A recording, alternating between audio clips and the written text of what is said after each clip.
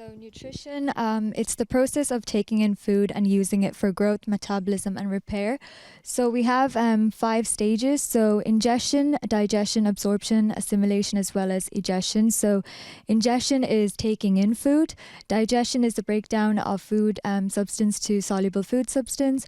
Absorption, assimilation is the transport and use of absorbed food by body cells. And egestion is the removal of undigested waste from the body. So as doctors and dietitians, they deal with patients that have specific conditions and need specific diets. So nutritional products are used under medical supervision to manage certain diseases or conditions. So certain substances are given through IV or IG tubes. So one may ask, why does the brain need food? Does anybody know?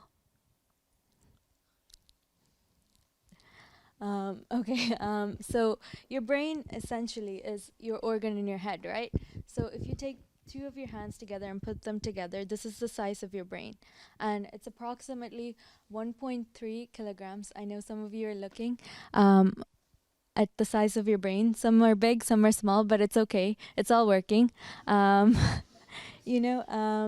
So it's got 1.3 to 1.4 kilograms, and it's 15 centimeters in length. So, and it's one of the highly metabolically active organs, accounting for a high percentage of the resting metabolic rate. So it's always functioning, it's always working, it's always, you listening to me, you breathing, everything is functioned by the brain. So the energy demands of the brain must be compatible with oxygen production and transport by the body, and it's very highly prone to oxidative damage because of the abundance of oxidizable materials such as polyunsaturated fatty acids in the plasma membrane of your neural cells. Now we go on to memory, and memory is defined as encoding. So this is the initial learning of the information, and then storing, so it maintains information over time, and retrieving information. So it's the ability of the brain to recollect information, data, and experience short-term or long-term. So the main parts involved with memory are the amygdala, hypothalamus, cerebellum, and prefrontal cortex. The amygdala here is associated with any sort of emotional memory. So if you remember being scared of a spider or being angry at somebody, especially if you have a memory that is very happy from childhood, it's associated with the amygdala. And your hippocampus is essentially your episodic memory. So it's like sudden flashbacks from an early stage of life, then as well as recognition. So when you meet certain people, when you see your mom, you say, "Hi, Mom." That's essentially your hippocampus working. Then you have the cerebellum, which is procedural memory. So how many of you are learning an instrument or playing a sport? So you're basically working your cerebellum.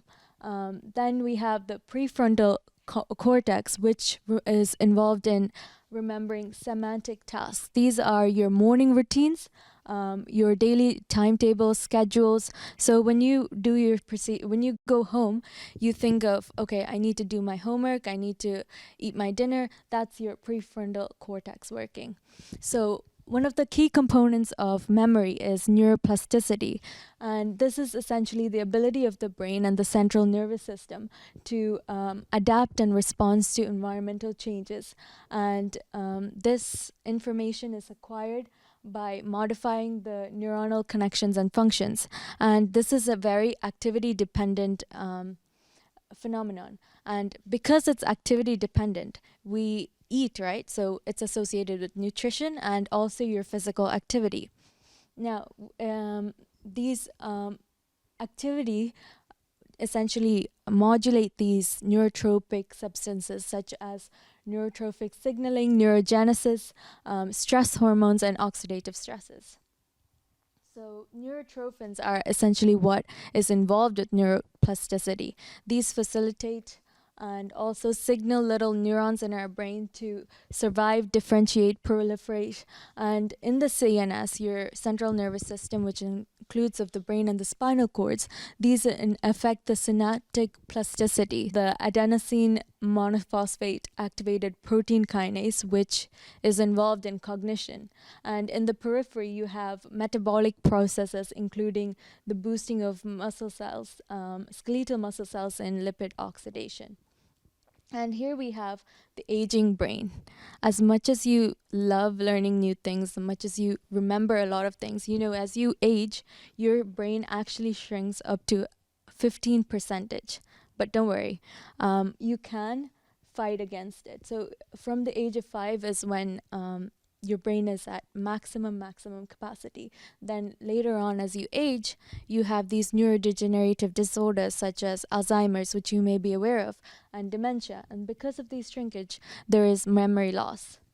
Injuries such as stroke and traumatic brain injuries, so for example like car accident, diseases and disorders such as Alzheimer's disease and cerebral palsy, infections such as AIDS, and bad habits like lack of sleep, excessive alcohol consumption, lack of activity, and poor diet are the main causes.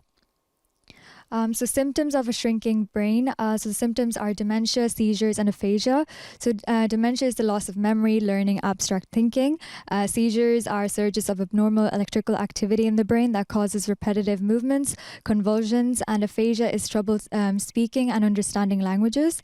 And we have 3 diagrams which illustrate these symptoms. How do we avoid this? It goes back to the previous slide that I talked about.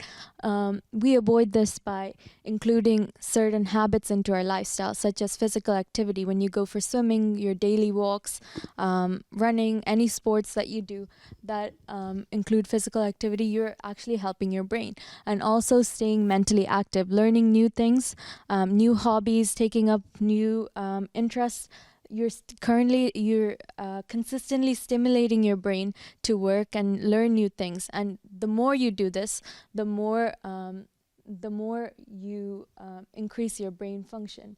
And also socializing regularly is one thing as well, because you're consistently making connections, right? When you talk to your friend, you're talking and you're recognizing the face, so you can say hello friend, and also even if they go off for a year, you can still recognize their face. So that is your brain working. So getting organized is one.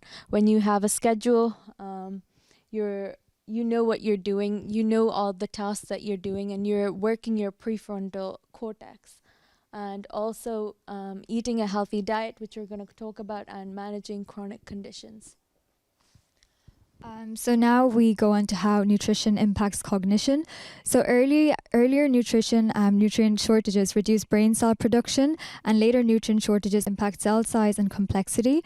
And nutrient deficits impact chemical processes at the brain and can lead to less efficient communication between brain cells. And all nutrient shortages impact brain development and cognitive functions. There has been a study that has been done in rats, which used polyphenol. I know in the last presentation they talked about that as well, which is said to have increased brain cognitions. So that helps with your memory, and it promotes memory.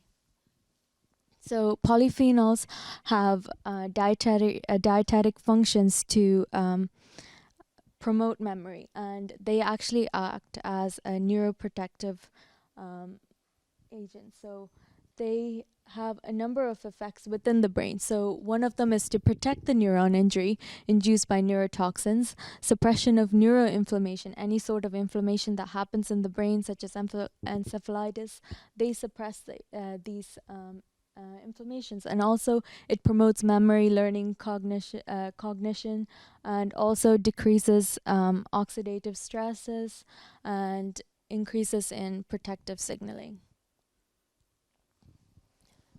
So there are many foods that you can take to improve your brain function, and one of this is green leafy vegetables, so broccoli and spinach, which are rich in vitamin K and beta carotene. Oily fish such as salmon and sardines, they're rich in omega-3 fatty acids. Whole grains, so brown whole grain cereals, so brown food is preferred over white. So these release slow levels of energy. And berries such as strawberries and blueberries, these are high in flavonoids and help improve memory.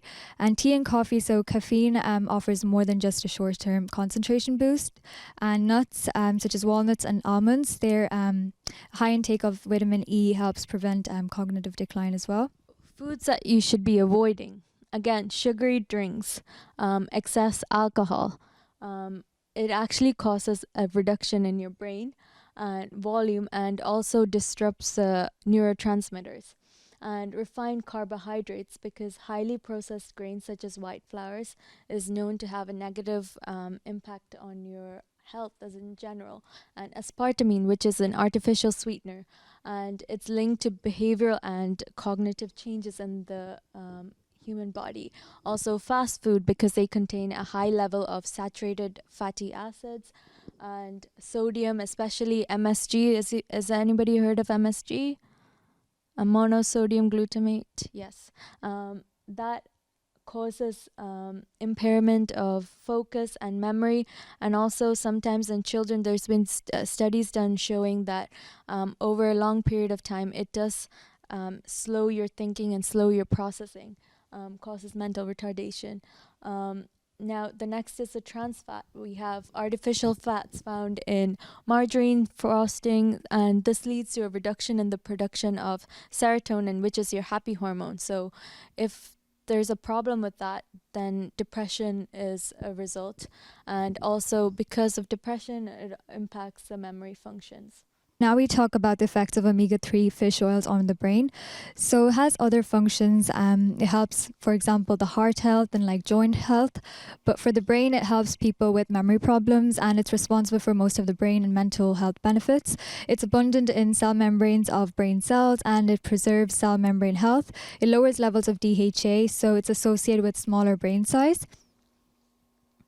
And effect of alcohol on brain, so it's absorbed through the lining of the stomach into the bloodstream, and it reaches within 5 minutes into the brain. And excessive alcohol consumption leads to conditions such as dementia and mental disorders. So alcohol affects the cerebral cortex, which is the thinking center of consciousness, and the cerebellum, so center of movement and coordination, medullas, which controls automatic functions such as breathing, the hypothalamus and the pituitary, as well as hippocampus. So alcohol affects this area by causing blackouts and memory loss. And here we have a diagram which shows the shrinkage of the hippocampus over time due to alcohol consumption. Thank you for listening.